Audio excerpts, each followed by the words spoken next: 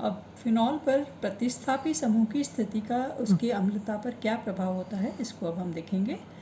अब आप ये दो एग्जाम्पल देखिए, ये है पैरानाइट्रोफिनॉल या अर्थोनाइट्रोफिनॉल, और आपको पता है NO2 ग्रुप जो होता है वो -M इफेक्ट दिखाता है ना। और इन जो भी M इफेक्ट दिखाते हैं, चाहे वो +M या -M दिखाते हैं, उसमें -I इफेक्ट हमेशा होता है, ठीक है। और ये आपके पास -I इफेक्ट जो होता है वो अर्थो पोजीशन पे सबसे ज़्यादा होता है, इसलिए -M भी दिखाता है ये और -I भी दिखाता है। तो इस केस में इसको ज़्यादा स्ट्रॉन्गर एसिड होना चाहिए था इसकी तुलना में, परंतु पैरा वाला ज़्यादा स्ट्रॉन्गर है और अर्थो वाला कम है। क्यों? क्योंकि अर्थो पोजीशन पे यहाँ पर क्या होता है, हाइड्रोजन बॉन्डिंग बन जाती है, इंट्रामोलिकुलर हाइड्रोजन बॉन्डिंग, अंतः अणु हाइड्रोजन बॉन्डिंग बन जाने की वजह से इसकी अम्लता जो है थी वो पैरा की तुलना में कम हो जाती है। इसीलिए NO2 ग्रुप किस पोजीशन पे लगा है वो भी अम्लता को प्रभावित करता है, ठीक है। जबकि दोनों का प्रभाव सेम है, दोनों -M इफेक्ट दोनों का सेम है, -I ज़्यादा होने के बावजूद भी ये वीक है क्योंकि इंट्रामोलिकुलर हाइड्रोजन बॉन्डिंग है। अब हम दूसरा देखेंगे त्रिविमीय प्रभाव। इसको पढ़ने के लिए अब हम देखें कि देखिए ये 3 एग्जाम्पल्स हैं। ये पैरा नाइट्रोफिनॉल, अभी मैंने बताया कि नाइट्रो ग्रुप जो है -M प्रभाव दिखाता है ना। और -M का प्रभाव का मतलब क्या है, इलेक्ट्रॉन्स खींचेगा। जब ये इलेक्ट्रॉन्स अपनी तरफ खींचेगा तो बेंजीन रिंग ऑक्सीजन से खींचेगी और हाइड्रोजन आयन H+ बन के बाहर निकलेगा, इसलिए स्ट्रॉन्गर एसिड बन जाता है -M की तुलना के कारण, ठीक है।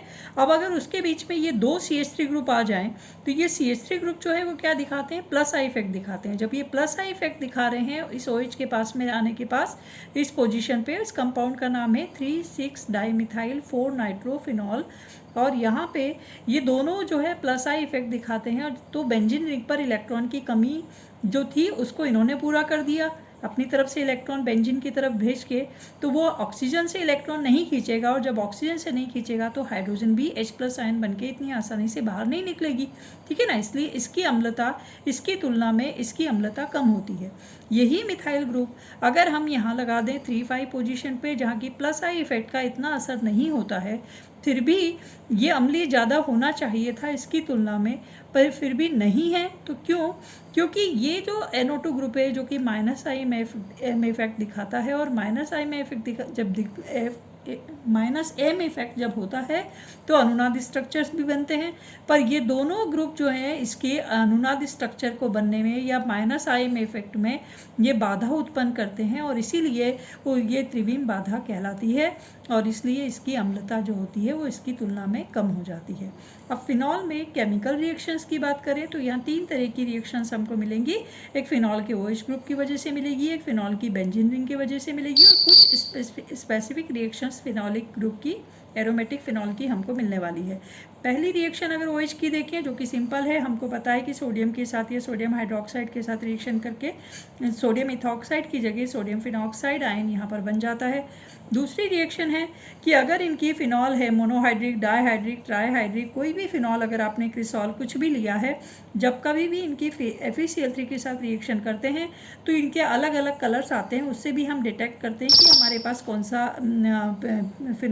सा फिनॉल है, वो हम यहाँ पे डिटेक्ट कर सकते हैं इस कलर की वजह से। और ये कलर क्यों आता है? क्योंकि यहाँ पर जब ये फिनॉल रिएक्शन करते हैं FeCl3 के साथ तो एक उपसहसंयोजक यौगिक कोऑर्डिनेशन कंपाउंड बन जाता है, उसकी वजह से ये कलर आता है। अब अगर हम इस फिनॉल को डायरेक्ट गर्म कर दें जिंक डस्ट के साथ तो हमको क्या मिलता है? बेंजीन मिलती है। या फिर हम फिनॉल की क्या करें, हाइड्रोजन के साथ रिएक्शन करें और मोलिब्डेनम ऑक्साइड के प्रेजेंस में वायुमंडलीय दाब पे जब इनकी रिएक्शन करेंगे तो अपचयन होगा, और अपचयन होने से आपको बेंजीन मिल जाती है, ठीक है। तो अगली रिएक्शन है कि ये विलियमसन सिंथेसिस, आपको पता है विलियमसन सिंथेसिस जो होता है वो हमेशा ईथर बनाने के काम में आता है। यहाँ पे एरोमेटिक ईथर बन रहा है कि जब आपने कैसा क्षारीय विलयन NaOH मिला हुआ है फिनॉल में, अल्कलाइन सॉल्यूशन है फिनॉल का, क्योंकि NaOH मिला है, सोडियम फिनॉक्साइड बना हुआ है ऑलरेडी। जब इसकी रिएक्शन आप किसी अल्काइल हैलाइड के साथ करते हैं तो NaCl जो है बाहर निकल जाएगा और वो अल्काइल ग्रुप यहाँ आके जुड़ जाएगा और ये फिनॉलिक ईथर यहाँ पर बन जाता है। इसीलिए इसको मिथॉक्सी बेंजीन भी आप इस कर से कह सकते हैं, एनिसॉल, या अगर आपने C6H5 यहाँ पे Cl लिया है या Br लिया हो तो C6H5 ग्रुप जल जाएगा। तो ये आपके पास हो गया ये ये हो जाएगा इथॉक्सी, इथाइल ग्रुप अगर होगा तो वो इथॉक्सी बेंजीन या फेनिटॉल ये आपके पास हो जाएगा, है ना। और इथाइल या मिथाइल ग्रुप आपने जोड़ा है, ये विलियमसन सिंथेसिस हो गया। उसके बाद है एसिटिलीकरण, अल्कलीकरण। ये इंपॉर्टेंट रिएक्शन है कि जब आपके पास फिनॉल की रिएक्शन करते हो आप किसी भी किसके साथ, acyl group CH3CO, acetyl chloride में कौन सा है CH3CO ग्रुप को हम एसाइल ग्रुप कहते हैं, है ना। तो ये एसाइल ग्रुप एसिटाइल क्लोराइड के साथ रिएक्शन करते हैं तो COCH3 ग्रुप इस फिनॉल के साथ जुड़ के इसको एस्टर में कन्वर्ट कर देता है, इसीलिए इस रिएक्शन का नाम एसिलीकरण, एसाइलेशन या फिर इसका एस्टरिफिकेशन, ये दोनों मेथड का नाम है। या तो एस्टर बन रहा है इसलिए एसिटिलीकरण हो गया, या एसाइलेशन हो रहा है क्योंकि एसाइल ग्रुप जुड़ रहा है, ठीक है। अब ये जो एस्टर बना है, इस एस्टर को अगर आप एनहाइड्रस एल्यूमिनियम क्लोराइड के प्रेजेंस में अगर आप इसको गर्म कर दें तो इसमें रीअरेंजमेंट हो जाता है। रीअरेंजमेंट होके ये आपका एसिटॉइल, ये जो है एसीटोन यहाँ पे आपके पास आ गया है, और इसलिए ये अर्थोहाइड्रोक्सी एसिटोफिनॉन और ये पैरा हाइड्रोक्सी एसिटोफिनॉन जो है वो यहाँ पर बन जाता है, और ये रीअरेंजमेंट हो रहा है। रीअरेंजमेंट उसी मॉलिक्यूल का हो रहा है, इसलिए इसको फ्रिज ने बताया था, इसलिए इसको फ्रिज रीअरेंजमेंट भी इसको कहा जाता है, ठीक है ना।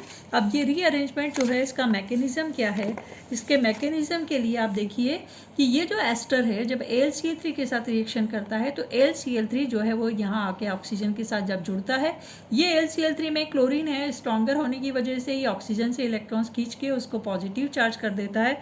जब इस ऑक्सीजन पे पॉजिटिव चार्ज आ गया तो वो COCH3 से इलेक्ट्रॉन खींचेगा और इस तरह से COCH3 बाहर निकल जाएगा CH3CO प्लस बन के, और जब ये CH3CO है वो क्या करेगा, बेंजीन रिंग पर अटैक करेगा, क्योंकि बेंजीन रिंग पर वो क्या होते हैं, पाई इलेक्ट्रॉन्स होते हैं, तो वो वहाँ से इलेक्ट्रॉन खींचने की कोशिश करेगा, जुड़ने की कोशिश करेगा।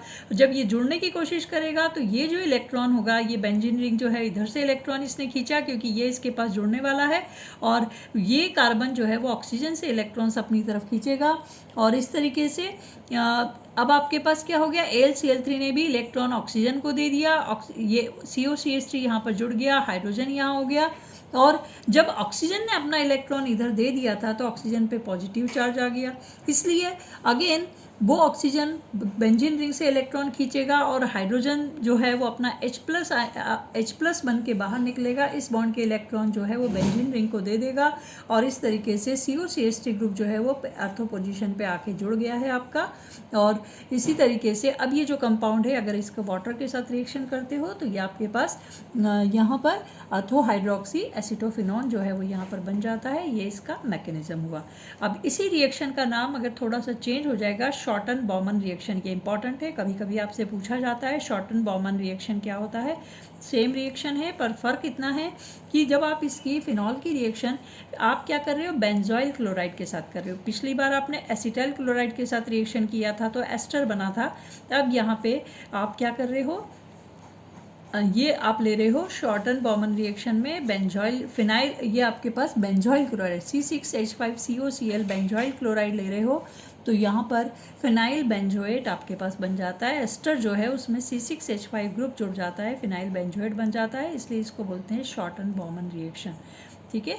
अब अगली रिएक्शन जो है वो इसकी, अगर आप PCl5 के साथ रिएक्शन करते हो तो हमेशा जनरली आप देखते हो जब कभी भी PCl5 के साथ रिएक्शन होती है तो OH ग्रुप रिप्लेस होके Cl लग जाता है, पर ये बेंजाइल क्लोराइड तो बना है पर ये कम मात्रा में बनता है। यहाँ थोड़ा सा डिफरेंस है कि PCl5 के साथ थोड़ी रिएक्शन डिफरेंट होगी और ज़्यादा मात्रा में ये फिनॉल के मॉलिक्यूल इसके साथ रिएक्शन करके ट्राईफिनाइल फॉस्फेट जो है वो मेन प्रोडक्ट बनता है।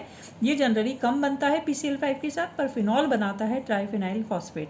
जब इसकी रिएक्शन अमोनिया के साथ की जाती है, ये भी इंपॉर्टेंट रिएक्शन है, जब इसकी अमोनिया के साथ रिएक्शन की जाती है ZnCl2 या CaCl2 के प्रेजेंस में और 300 डिग्री सेंटीग्रेड पर जब इसकी रिएक्शन की जाती है अमोनिया के साथ तो आपको एनिलीन बन जाती है।